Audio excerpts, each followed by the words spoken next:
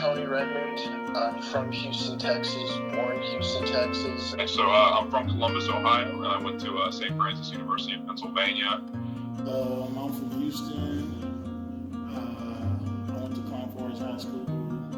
Go ahead. My name's Deandre Torrey.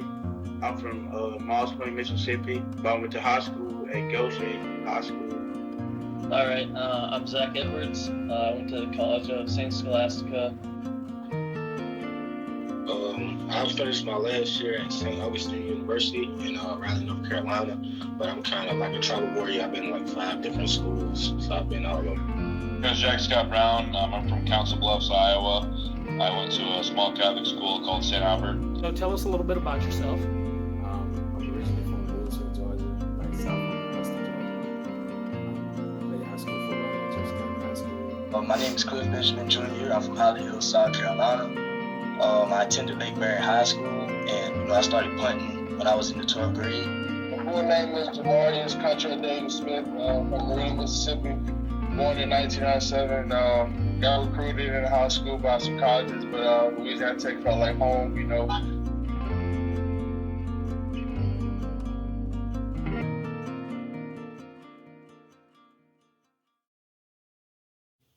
Hello, everybody, and welcome for one last time this season to Draft Room, the show where the prospects get to tell their stories. I'm your host, Matt Sparks from Arrowhead First, and this is episode 11, The Next Step. So what we're looking at today is not a single prospect, but all the prospects we've talked to over this course of time, over these past 10 weeks that we've been putting out this episode. And it's kind of an emotional day for me because this has really been a passion project of mine. Ever since we got the green light to do this project, I've been all over it. I've been excited to do it, and I've been excited to travel around, meet these guys via video conference after the pandemic hit. It's really been an enriching experience in my life. And you might be asking yourself, do these guys really have a shot to make it to the NFL? So we decided to test that.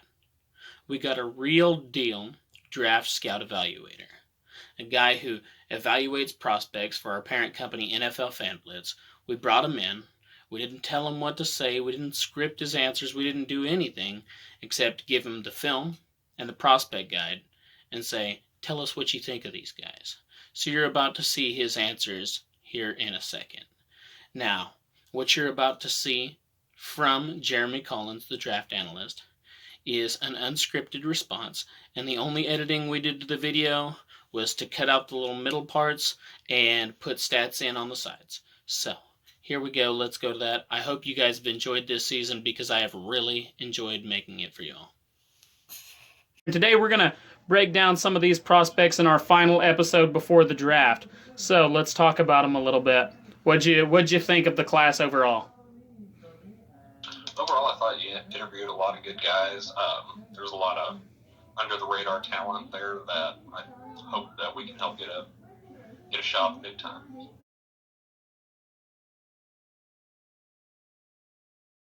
Off with Tony Redmond, offensive line prospect out of Panhandle State. Now, did you watch some film on Tony? I did. I watched quite a bit, and I liked his versatility on the line. I think he could play any of the interior positions, including center. I think he's just starting to hit his stride as a football player, and saw a really versatile lineman who can really get after it. And, of course, people who watched the episode remember that he converted from defensive end when he got to college. So you said you saw him playing more of the interior positions, mostly guard, we assume? Mm-hmm. Yes. All right. And he's 6'2", 315 pounds. A lot of these guys you see are 6'8", and I don't know personally, that makes me feel like sometimes when they're like uber tall, it affects their balance a little bit. So I think Tony has good balance. What specifically did you like about Tony? His hand placement, I think that was a big factor late in some of his highlights, was him really getting his hands on guys and getting them to the ground. I think being 6'2", that works to his advantage, because if he's going up against a larger tackle, he's got the leverage there at his disposal, and his footwork seemed to improve as the year went on. I tell you what, we really got lucky with a lot of these offensive line prospects. We really had a good class of offensive linemen here on the show, and a lot of these guys we just kind of met through chance. So it was very fortuitous that it worked out that way. So from one offensive line prospect to another one of my favorite prospects,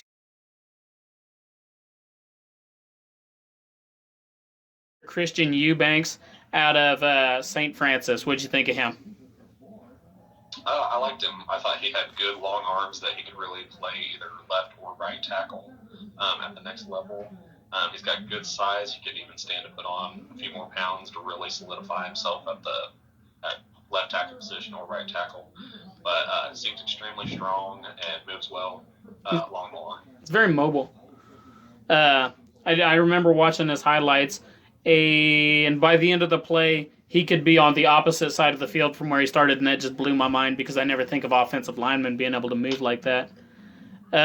Former wrestler, did you see any of that show up in his game? Yeah, I think you can always tell when someone's got a wrestling background because they're better about their hand placement and really about finishing, playing till the whistle, and really getting their guy on the ground. And he's kind of got some help headed into the NFL season here, heading into the draft. He's been training with at least one former NFL player. I think he said it was Mike Mitchell. So that always helps to have that experience.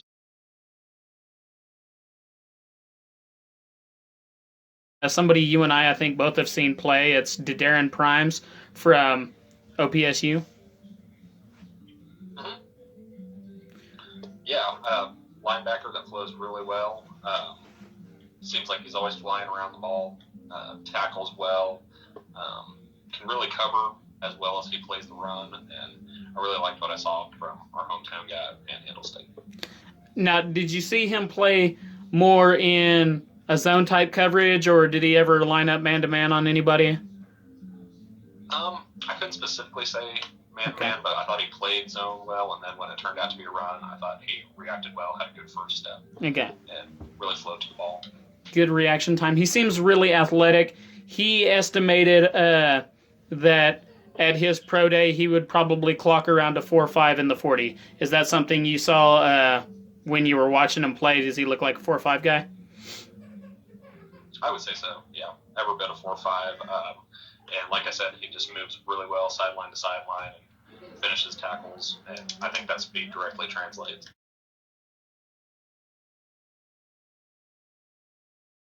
Durrell Nash. That's my guy. If you remember, he was invited to the HBCU Combine, one of only 50 players from around the country invited. And that ended up getting canceled because of the COVID-19 epidemic, which a lot of things have ended up getting canceled because of that. And it's made it really hard on these prospects, which makes this analysis all that much more important. What did you see from Durrell out of St. Augustine? Also, a good coverage back, but he just played with that extra grit that you really like to see out of a middle linebacker. You don't want to use the word Ray Lewis very often, but very that Ray Lewis type that really lets his tenacity come through when he's on the field.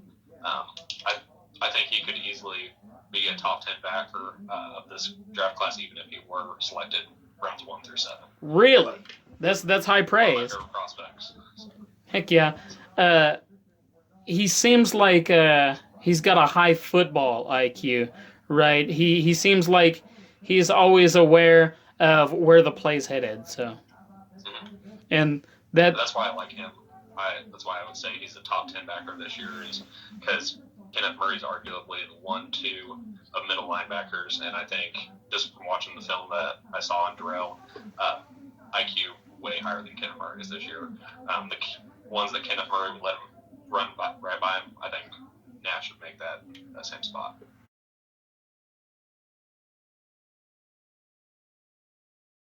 We have our first quarterback that we had on the show, Zach Edwards, out of the College of St. Scholastica. He sits at 6'3", 215, so ideal quarterback size here. We've seen a trend where people are worrying less about the size, but a lot of coaches still find that important. So tell us a little bit about Zach. Zach, like you said, he's got the good size. From the limited film I did watch on him, I thought he threw it really well. High completion percentage, which you always want to see in a quarterback. And I thought some of the passes he did could definitely translate to the next level for him. The words that came up most when I was doing my evaluation here, one of them was improvisation or improvise, and the other one was touchdowns. So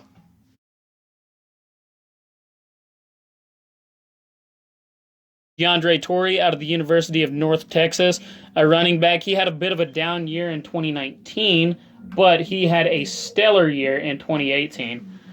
Some of the stats here from that 2018 season, he averaged 5.5 yards a carry, 977 rushing yards, 15 total touchdowns. So, what did you see from him? I like him. He's a small, fast guy. Definitely a speed back at 5'7". He reminds me a lot of Tariq Cohen, I would say. Just the way his fast twitch that really gets him upfield, rather than running over any guys. He can run right by him. So. And did you get a chance to watch the highlight he has? I have to mention it every time. Did you get a chance to watch the double spin move? I did. It's glorious. YouTube made me take it off because it was copyrighted, but I wanted to leave it on there. Tell you what. Yeah. He coming into 2019, he was a preseason candidate to watch for the Doak Walker Award, which is given to the best running backs in the country. So, I mean, spent time at slot receiver. He has a lot of versatility that he brings to the game. So he would definitely be somebody that if my team needed a running back and we're not wanting to spend a first or second round pick on it, because you don't spend a first or second round pick on running backs, in my opinion, Deandre Torrey is the guy I'd want them to target. That or Siwo Alanalua. That's my dude. All right. I listed his strength as great balance through contact, wide receiver level speed and hands, and I didn't see any highlights of him pass blocking, but he said he is able and willing to do that if needed, so very unselfish. Yeah, that's very important at the next level, pass block.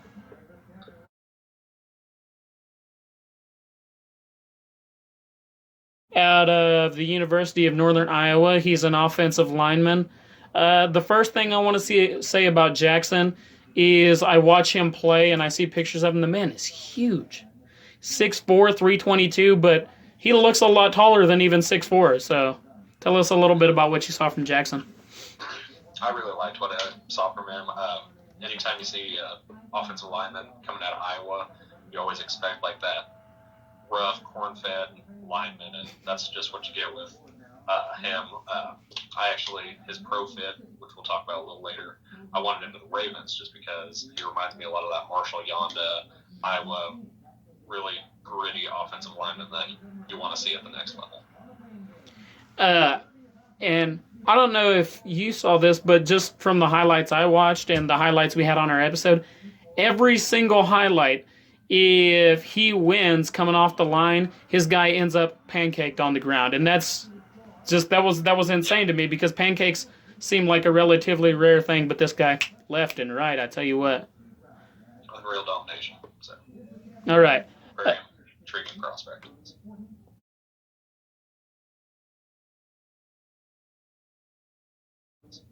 Juwan McCall, wide receiver out of West Texas A&M. He sits at 6'2", 190, so good size for a receiver. You can tell he's a very fast guy. But really what I want to say about him real quick, if viewers are looking, they'll notice he doesn't have the stats that some of your guys heading into the NFL do. But that could be because he played in one of the more run-heavy systems in college football at West Texas A&M. And I was looking at the stats, and the rushing attempts almost doubled the passing attempts, I think, which is just insane to see in college football. So tell us what you saw out of Juwan's film. Yeah, I thought for the type of system they run there at West Texas, I think he did the best he could. Catch the ball when they were thrown to him, and as a wide receiver, that's all you're really asking for. So I think his size and speed is what you want in a possession receiver at the next level, and I think he has that extra breakaway speed that I don't know if we have a 40 time on him, but he definitely plays, probably has that extra gear that makes him play faster than his peers.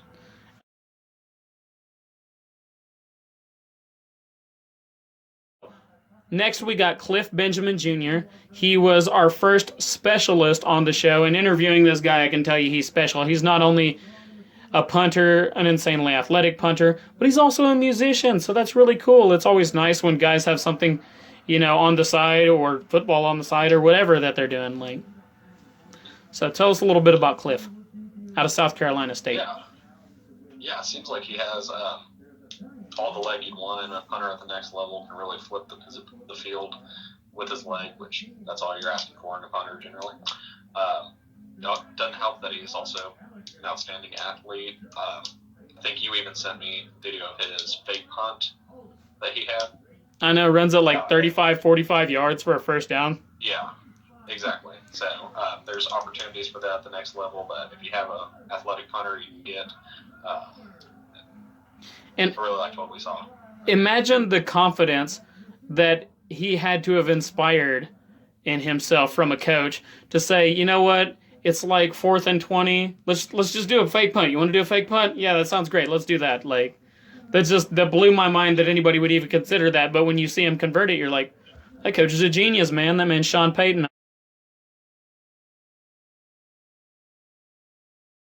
Our last prospect here, and probably our most noted prospect, right, comes from the biggest school here, is J'Mar Smith, who was the starting quarterback for the Louisiana Tech Bulldogs in 2019. Tell us a little bit about J'Mar.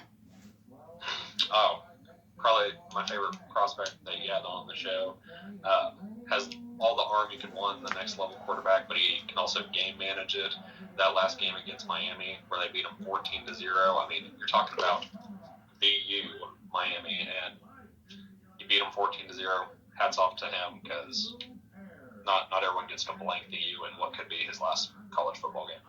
And I tell you what, just the fact that he accounted for all the touchdowns scored in that game, right? If it weren't for extra points, he would have accounted for every single point scored in that game. And it just blew my mind. Went undefeated as a starter in conference play. As a starter, his only loss came to Texas, which, I mean, that's a Power 5 conference. That's a Big 12 team, so that's a nice resume for a quarterback to have. 22 touchdowns in 2019 against just 5 interceptions, so... and I made a note that his best plays seem to come in the biggest moments. Against Rice, he scores the game-winning touchdown. Oh my goodness, I just realized I had a spelling mistake. That's okay. He scored the game-winning touchdown against Rice to end the game in overtime. So, I mean, comes in clutch when it matters. Absolutely. I saw one that stuck out to me against UMass, where he completed it to Powell down the field, and it was big-time throw and catch. He scored 60 points, they scored 60 points or something in that game, didn't they? It was unreal. On the 35-yard line, and he just bombs it downfield, and that's throws you have to make at the next level.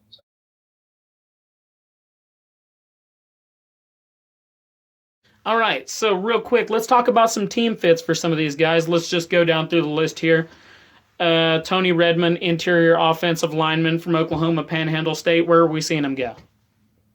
I really liked him to the Rams. I think they have a lot of trouble on their offensive line right now that needs shored up, and he's versatile enough to play either guard position or could even slide into center if that's something he's interested to. But I like his size and stature at that position for any of those 3 interior spots. And hopefully, if him and Darren Primes make NFL teams, then we can finally get Madden to put OPSU as one of the colleges you can go to on there. They got Southeastern Oklahoma State. Why don't they have OPSU? Come on now. Yeah. All right. Exactly. So, Christian Eubanks, where's he going? Tell me it's the Chiefs.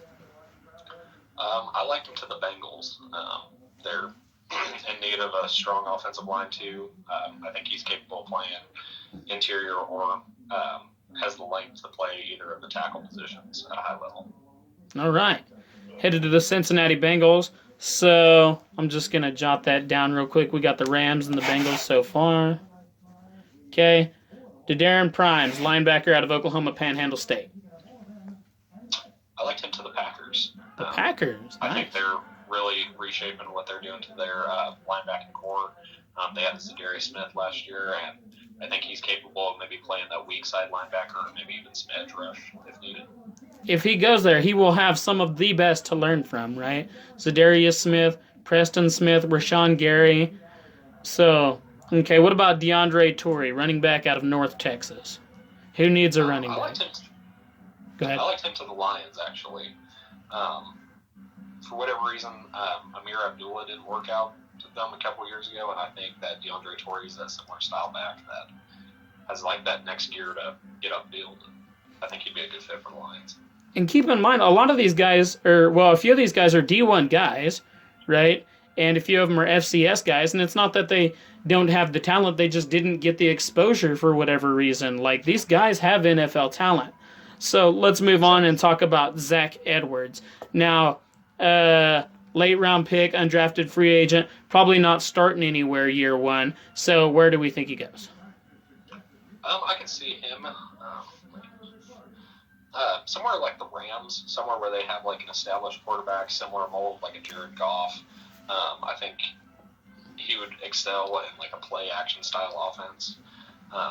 Somewhere that he could learn and develop under Sean McVay, Jared Goff, that quarterback room. All right. Heading next, Durrell Nash, linebacker from St. Augustine.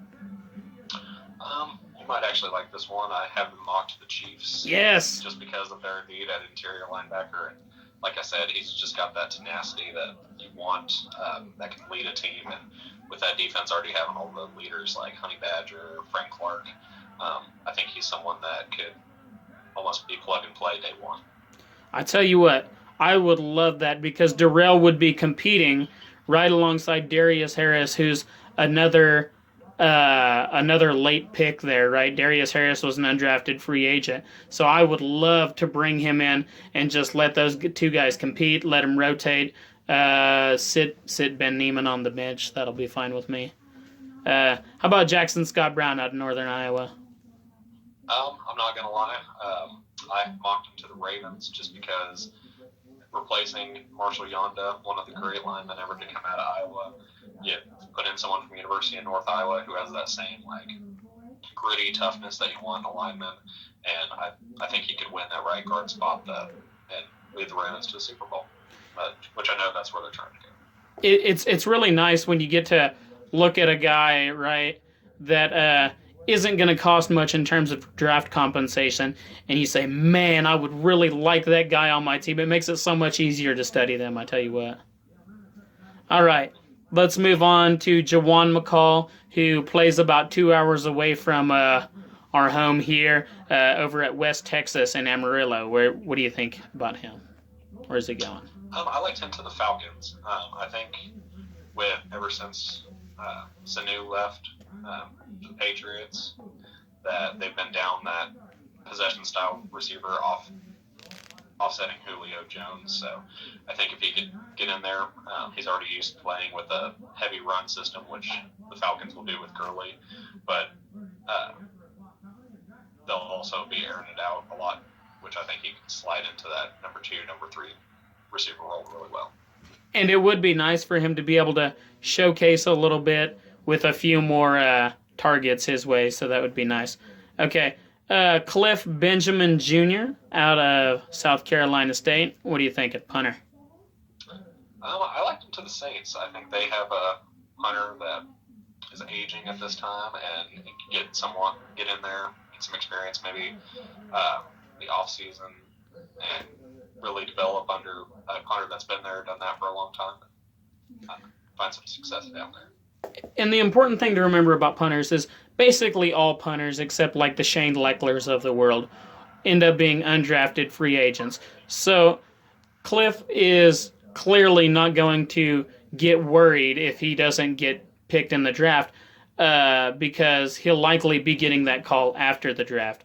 Won a lot of awards in college.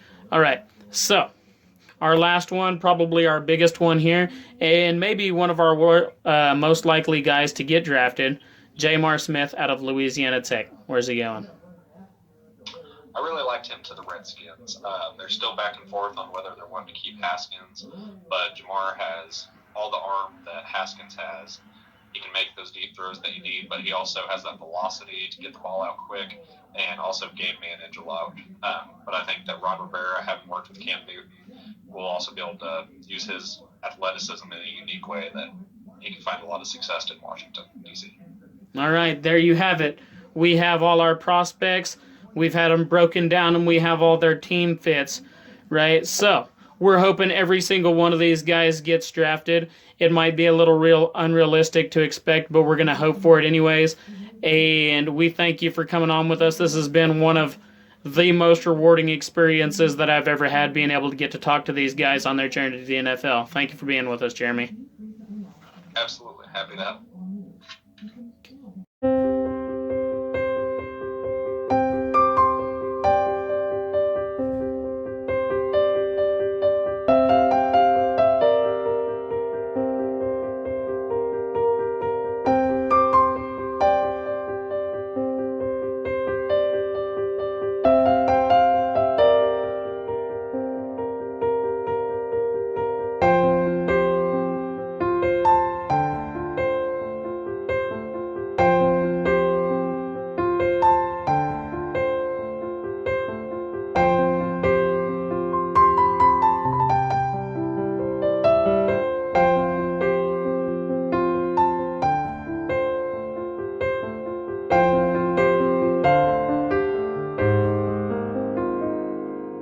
I don't think you should be nervous because if it's something that you want to do and if it's the most important thing for you, you shouldn't be nervous about it. You should just go after the opportunity for everything that you have and